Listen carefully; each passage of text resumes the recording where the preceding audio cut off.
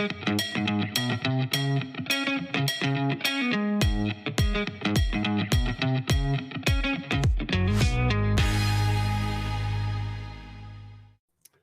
to Harvard Business Review's The New World of Work. I am Adi Ignatius, Editor-in-Chief of Harvard Business Review. Each week on this show, I interview a CEO, a thought leader, or someone who can inspire and educate us on the changing dynamics of the workplace. Our viewers come from all over the world. They work at everything from Fortune 500 corporations to fledgling startups, from family businesses to nonprofits. The aim of this show is to provide insights for everyone as they navigate this transitional moment in how we organize ourselves in the business world. So in today's episode, we have another great guest, Raffaella Sadun, a professor at Harvard Business School. I'll come back with a proper introduction for her in just a moment. But first, let's hear from our good friends at KPMG, who are our sponsors for this season of The New World at Work. At KPMG, it's our people who make the difference for our clients. Talented teams leveraging the right technology to uncover insights that illuminate opportunity. Ready to make the difference together?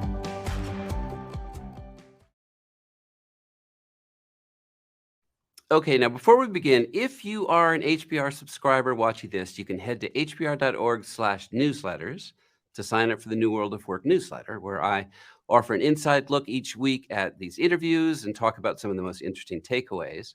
Also, if you like content like this, please consider subscribing to our magazine and website. The address is hbr.org/subscriptions. And if you like hearing smart people talk about some of the same issues we discuss in this show, be sure to check out our flagship podcast, IdeaCast, available wherever you get your podcasts. And remember, you can watch previous episodes of this show on YouTube or right here on LinkedIn and Facebook. So, my guest this week is Raffaella Sadun, a professor at Harvard Business School who specializes in questions of strategy. Her research focuses on the managerial and organizational drivers of productivity and growth. She's the co-author of an upcoming article in Harvard Business Review entitled Reskilling in the Age of AI, and we'll be talking about that and other topics today. Raffaella, welcome. Thank you so much. It's a pleasure being here. All right, well, let's get right into it. So I do want to talk about this article that you have coming up in HBR on reskilling in the age of AI. Let's start at a high altitude. How dramatically do you think workplaces will be transformed as AI technologies take hold? I think it's important to distinguish between what's the potential impact of this technology and what the reality will be. The potential is, the answer to your question is very high. There will be, as we've learned from past technological transformation, the possibility is that these technologies will change occupations radically. And in fact, there are several estimates that tell us that maybe a huge percentage of the U.S. population will be affected, for example, by occupations will be affected by these technologies. What's very interesting about AI in particular is that they have the potential of having an impact on white-collar jobs and high-skilled jobs, which typically have been sort of insulated from past technological revolutions. I think the part where we come back to the reality is that at the end of the day, what happens will be a function of the adoption process. And the adoption process is, as we know, typically very messy, as we've seen in other technological revolutions. It depends on figuring out how to integrate these technologies in the workflow, and it depends also on the incentives to adopt, whether people will accept these technologies as their companions every day in their work. From what we know from past technological revolutions, it can take a while. And it's going to be a bumpy ride, I think, before we can really think about the revolutionary impact that is often mentioned in the press. So I know you can't possibly know the answer to this, but I'm interested in your thoughts. Even the technology industry is split as to whether the widespread adoption of AI, generative AI, you name it, will eliminate jobs or will somehow create new jobs as we collaborate with machines. Do you have a view on that as you're starting to see this play out in companies, whether this is a net creator of jobs, subtractor of jobs? What's your guess? I think that is the million-dollar question. What's going to happen at the end of the day depends on what firm strategies and firm organizational responses to these technologies are. So let's first say that not every firm will be actually adopting these technologies. We've seen it in the past. There will be a lot of heterogeneity. And those that do have basically two ways of reacting to the technology, to the adoption, shaping the technology adoption. One will be the lazy way. And this is people like Daron Acemoglu have talked about this in other outlets, where essentially they're going to substitute whatever workforce they can with new technologies without really changing their production processes, their organizational processes. That would be potentially complicated. There would be elimination of jobs without really the creation of new opportunities. And then there is a second pathway that I find very exciting. Not everybody will get there, but I am pretty certain that some firms already are rethinking their workflows and they're rethinking their organizational processes in such a way that these technologies create new tasks and new opportunities and potentially also new jobs. So coming back to the answer, the question, I'm sorry to give you an answer that is not definitive, is it depends, but the critical point is that it depends on what firms do. There is nothing that is predetermined at this point. Okay, so let's get back to the reskilling question. So, and let's talk first from the perspective of managers. How should we think about our workforces? Are we essentially now competing for external tech talent that is skilled in these new technologies, or can we plausibly think about retraining an existing workforce to handle this challenge? Look, in practice, firms are constantly doing both things at the same time. They are sourcing talent from external labor markets, and I think to various degrees of commitment and resources, they're also investing in training. What's interesting is that the external workforce option becomes a little bit tricky these days for a couple of reasons. Some are related to the tightness of labor markets, which make sourcing external talent more costly. But I think also specifically to AI and these new technologies is the fact that these technologies are effective only to the extent that they are very integrated and well integrated with the specific use case. And it's not clear that somebody who is hired from the external labor market, who doesn't really know the production process, would be best placed to adopt these technologies in the specific workflow of the organization. So these two things, one, the cost, and the second, also the benefits of having external talent are somewhat changing. That creates, and that's what we've seen and what we document in the article, a newer attention towards solutions that are much more focused on internal talent, and in particular, not just upskilling internal talent, but also reskilling, which means giving them training that allows the workforce to jump from one occupation to the other. My guest today is Raffaella Sadun. If you have questions for her, put them into the chat. I'll try to get to as many audience questions as possible later. Generative AI is a piece of this puzzle. It's it's got us thinking as a media company, as a learning company, how it creates opportunities, how it disrupts us. I figure that's playing out through, I don't know, most companies now. Do you think we even know what the use cases are, let alone how to adapt our workforce to what those may be? I mean, do you think we like what percentage are we in terms of understanding this new technology and the potential it has to contribute to productivity or any other positive aspect of business?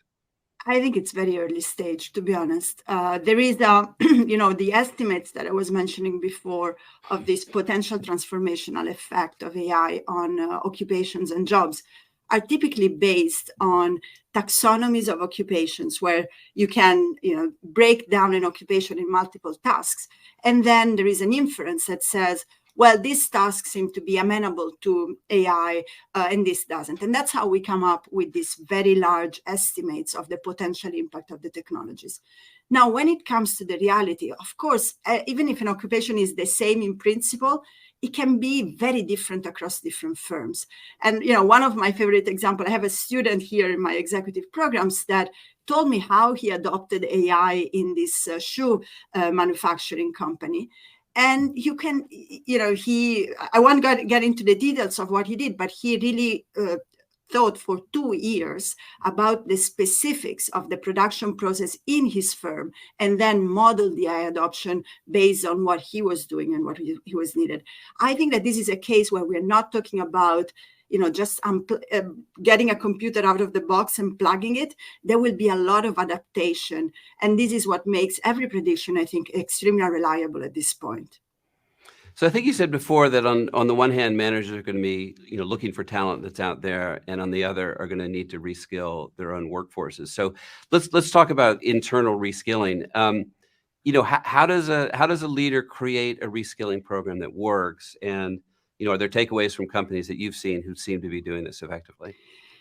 Right. So that's really, the motivating question for the article that you just published. There is a lot of enthusiasm, I think, at a high level about reskilling. And we've heard with companies that truly believe in the opportunity of providing their workforce with training that really allows them to thrive in this era of technological changes. The reality, however, is a little bit different from the hype, and this is something that we are currently studying. The problem is that even a well-designed training program, what we heard from companies sometimes has really low take-up rates. So there seems to be resistance from the perspective of the employees in putting themselves, if you like, in the mix and trying to going through these training programs to change occupations. And also what I found really interesting is there is also resistance at middle managerial levels. And so we've heard, for example, of middle managers that were very concerned of sending their own workers to get trained, and especially trained to change occupation, very naturally, because that's how you lose your talent. If you send your workers to a training program, effectively, you're not only losing the person while this person studies or gets trained, but you're also potentially losing talent in the long run. And so this is just to say what we hear at the high level, what we, the very ambitious estimates of what reskilling can do from our interviews appear to face a reality that is often quite different. And these are the challenges that we discuss in the article. So I want to stick with that because sending your team, your high potentials, whatever, to learn new skills, to go off and do an executive education program, you always run that risk that you may be training them for the next job. I don't know if AI is just another example of that, or somehow, a more dramatic problem. But I think it might be useful for people to hear. So how do you, what kind of incentives or what kind of programs can you set up where you do the training, but you're not simply preparing your employee to go work somewhere else where they'll be in demand? Look, that is a risk that always exists, and the organization that we spoke with embraced that risk. And so I want to say, if you live in fear that training is going to immediately, make you lose your talent, that is probably not the best attitude to invest in these training programs. I think what we've seen and what seems to, at least from what we heard, seems to work better are training programs that are, first of all, embedded in a company strategy. And so if you're able to articulate why going through a reskilling or even an upskilling program matters for the organization, and what are the rewards that people are going to get out of these training programs within the firm, that already changes the salience of the training program and what people, how people see themselves within the organization. So I think this is one. The second one is making sure that that for people that go through these training programs, they can see the benefits of training on their own skin. So I think it's interesting. Sometimes we have these super well-designed programs, wonderful technology, but people don't know what's going to happen to their own career. Here we're talking really at the personal level. What happens to me if I get trained and maybe I change occupation down the line? What is my career pathway? That clarity is often absent, and I think that is something that makes, first of all, increases the chances of take-up, and makes the training program more successful, not just in general, but within the firm. So I want to I want to go to an audience question now, and this is sort of definitional to provide some context as we have this discussion. This is from Olivier in Switzerland, who's really asking, can you be more clear? Like, what kind of AI are we talking about here? There's AI and there's AI and there's Gen AI, and what do you have in mind when we're talking broadly about AI? Yeah, so in the case, I think that this is actually the question. When people talk about AI, there is this very broad definition. In the specific examples that I was mentioning before, I'm thinking about, for example, decision support systems, and one concrete example would be AI used in the context of buying decisions for supply chain managers, for example. Another case could be decision support systems for clinicians, for physicians. These are types of technologies that can help in decision making. But then, of course, the type of applications that are there right now are much wider than that and much broader than that. On generative AI, the Chat GPTs and Bard and Bing and things like that. I'm curious, are you finding a use for that in your world, in your profession, or even in your, for your hobbies? Are you finding a use case for yourself for Gen AI?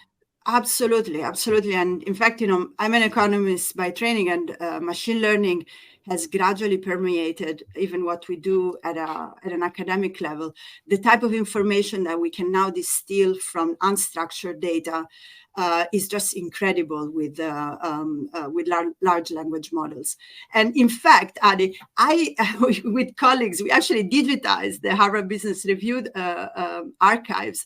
And thanks to these algorithms, we were able to extract the type of topics and problems that HBR worked with throughout the course of its history. And this is just one example of things that, again, the structuring of unstructured information, I think, is a very immediate application of AI within my specific field of research. Yeah, great. Okay, so back to reskilling, and now let's talk about the employee perspective. So, we all know that new technologies come, people learn at different rates. You just have to expect that and figure out how to bring more people along. Not everyone will get there, but for employees who sort of want to get there and feel like, okay, I'm late out of the gate, I don't really understand AI, I don't understand generative AI, how do they prepare themselves for this transforming world? Okay, so let's first clarify that learning a new skill is scary. So I don't know the last time that you learn a new software, for example, or a new way of doing things. I can tell you that it's, especially as an adult, it's not the easiest thing to do. Even harder if this is learning a new skill to get to a new occupation. I am an applied economist. If you ask me to become a macroeconomist tomorrow, I'd be kind of scared, to be honest. I mean, it's hard. So I think that the first thing is getting into, besides the obvious, which is choosing training programs that are high quality. There is so much noise right now in the training market. That's actually a challenge. So a little bit of due diligence clearly on what you do. But I think that most of the work is actually on the mindset that you have as you approach this learning new skills.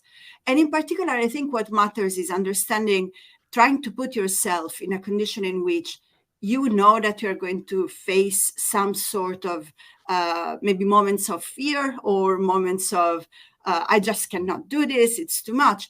How about thinking about cohort models where you are not alone in this learning process? Learning in the flow of work. These are all things that are able, and that's what we heard also from the companies, to lower the frictions and the inevitable bumps in the road that you will find when you start learning a new skill as an adult. So a few questions have come in that sort of build on this question of fear. And you started to talk about just now about the broad cohorts, but this is a question from Donna from Alabama in the US, and it's really, what else then beyond that can businesses do to communicate, just to appreciate, yes, there's uncertainty, yes, there's fear, but to sort of help employees move along the path despite all of that? I think we go back here to the importance of having clear strategic vision on how this training program fit within the company's future and the future of the employees. That, to me, can really go a long way towards alleviating some of the concerns and some of the uncertainty that employees face. Why are we learning it, and what is the strategic imperative that is driving these investments in training? I think this really matters. The second one is, are you structuring the incentives and the responsibilities in the organization in a way that makes training not just an HR initiative that lives in its own silo, but it's really embedded in the fabric and organizational fabric of the firm? And for example, some of the companies that we speak with make training part of the managerial responsibilities. There are KPIs around not only how much you train yourself, but also how much your subordinates get trained. And these are all things that help with the alignment. And then, as I said before, I think it's really, really important to acknowledge that there is risk on the employee side and making sure that training is as frictionless as possible. That comes to, with, for example, making sure that people are paid, or they're not just expected to get trained on Sundays or Saturdays. Making sure that they have a clear career pathway, making sure that the incentives are aligned for today and the long run. So I have a question from Richard in Cape Town, South Africa, and it's about company culture. So, as we bring in AI, as we integrate AI, how do we think about maintaining, strengthening, evolving a healthy corporate culture as we're relying on machines to do more and more of what humans used to do? I think this is a great question, actually. And, to some extent, my expectation is that companies with a great culture are going to be the companies that are going to be able to make the most of new technologies, not just AI. And this is because these are the companies where change is easier. Because you have a culture, you know what you stand for. Again, going back to the point of employees' perspectives, these are probably the companies where it's easier to experiment and change. Now, the other point that you're making on the extent to which companies' culture influence how the technology is used, I think that's a really interesting one. Some of my economist colleagues are very concerned that companies' cultures are not focused enough on making sure that technologies contribute to the growth of employees rather than just a substitution. And I think that that's a real, there is a vast heterogeneity out there. And if you are a culture that invests in its employees, I think it's important to really think carefully about the ways in which you are presenting technologies and you are presenting opportunities for your employees to grow with the introduction of these new technologies. So, Raffaella, you've written in the past about the evolving needs for skills in the C-suite, and this is actually a question from Shadia in Massachusetts in the U.S., and it's really, what kind of leadership skills do executives need in the age of AI? So not necessarily to master AI technology, but just it is transforming. It is and will transform the workplace. So, what are the leadership skills that CEOs, that the C-suite needs most in this transformative era? This is a question that I think pertains not just to the use of technologies, but the emergence of knowledge-based and complex organizations. Since many organizations are going in this direction, the type of skills that matter are not just cognitive or strategic skills, like knowing what to do, or, for example, knowing in depth a specific technology, but it's having the skill that is necessary, first of all, to combine all the knowledge that exists in your company. If you have, for example, more technically savvy people, it's your responsibility as a leader to find a way for these technically savvy people to speak to each other and sort of communicate with the other parts of the organization that might not be as technologically savvy. So these are social skills that allow for this trading of expertise. And then the second piece, I think, is also related to the soft skills, persuading and helping people cope with change. And I think that at the end of the day, what is really difficult is to find this very unique mix of both cognitive skills and social skills. These are the type of leaders that I expect to really thrive going forward. And we actually see this already. We see that the demand for these skills is really has increased a lot over the past 20 years, this combination of social and technical skills. So as the editor of a magazine that writes about management issues, I've been heartened over the years to see, you do research and you've written pieces that say good management actually matters. It actually contributes to higher productivity. And, sometimes, oddly, we seem to undervalue the role of management. So, in the research you've done, in the writing you've done, what can managers learn from beyond what you just talked about, from your findings to improve what they do? Yeah, I mean, look, it's almost a definition of who I am, believing that management matters. And, managers should have this clear in their mind. They are critical for a company's performance, a company's success. So that's one. Great. Well done, managers. Now, the piece that my research sort of has explored in the past is that, however, sometimes even the best managers sort of underestimate the importance of basic management practices. And, you want to think about complexity, you want to think about strategy. Of course, that's all really, really relevant. But please also make sure that the basics of management are implemented in your firm.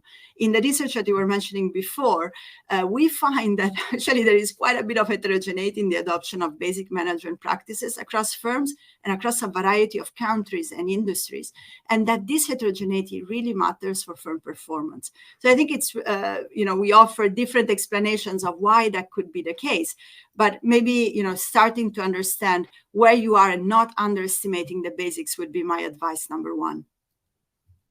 So we've talked about AI in mostly positive terms, in terms of how it can contribute to a company and to its productivity. There obviously are potential downsides or actual downsides that we're seeing. And this is a question, Deborah from Ontario in Canada. But I think there's several areas of potential concern. So Deborah's question is, thinking about the deep fakes, hallucinations, the things AI can do that are inaccurate, that could set us astray. How do managers, how do we safeguard against some of these downsides that we're already seeing? I think that these are really relevant questions, of course.